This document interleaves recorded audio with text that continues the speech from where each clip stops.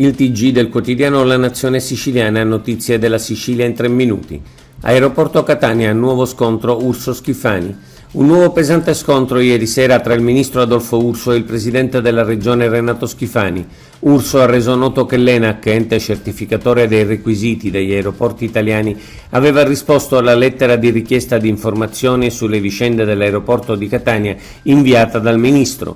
Urso ha fatto sapere di aver condiviso la risposta dell'ENAC con i ministri Salvini e Pichetto, con il presidente Schifani e con il sindaco Trantino. Evidentemente la nota deve essere fonte di qualche imbarazzo per la SAC, ente di gestione dell'aeroporto di Catania.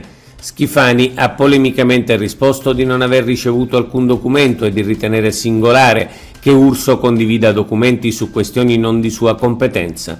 Urso ha replicato ironico mandando la foto della mail inviata. 10 milioni dal governo nazionale per i danni ai passeggeri. Il ministro Santanchè ha proposto, a partire dal giorno in cui è andato in tilt all'aeroporto di Catania, per i turisti che si sono trovati in Sicilia 10 milioni di euro per il rimborso dei biglietti aerei e delle prenotazioni per quelli che sono rimasti privi di copertura. Sarà istituito un apposito ufficio, lo ha reso noto il ministro Nello Musumeci dopo il Consiglio dei Ministri di ieri. Musumeci attacca i negazionisti del clima. Al netto di ogni sciocco negazionismo, ha detto ieri il ministro Nello Musumeci nel corso di un'informativa alla Camera, bisogna finalmente prendere atto che questa nazione fragile e vulnerabile ha bisogno di una buona cura per poter essere nelle condizioni di affrontare eventi che sarebbe improprio ed errato considerare ancora eccezionali. Per i blackout previsti rimborsi e risarcimenti.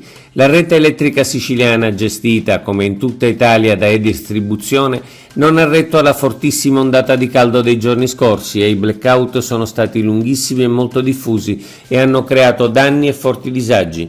In caso di danni ad apparecchiature elettriche va chiesto subito un risarcimento avvalendosi di qualche associazione di consumatori.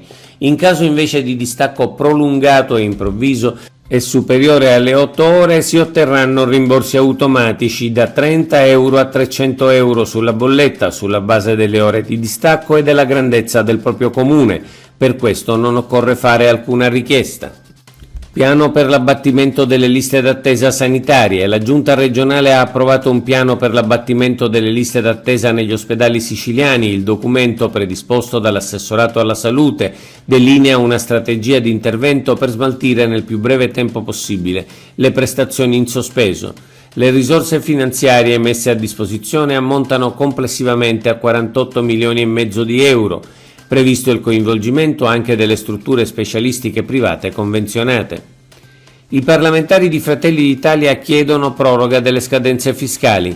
I deputati nazionali di Fratelli d'Italia eletti in Sicilia, Manlio Messina, Luca Cannata, Carolina Varchi, Eliana Longi e Francesco Ciancitto, hanno chiesto per i contribuenti siciliani al Ministro dell'Economia una proroga dal 31 luglio al 31 agosto per le scadenze fiscali previste.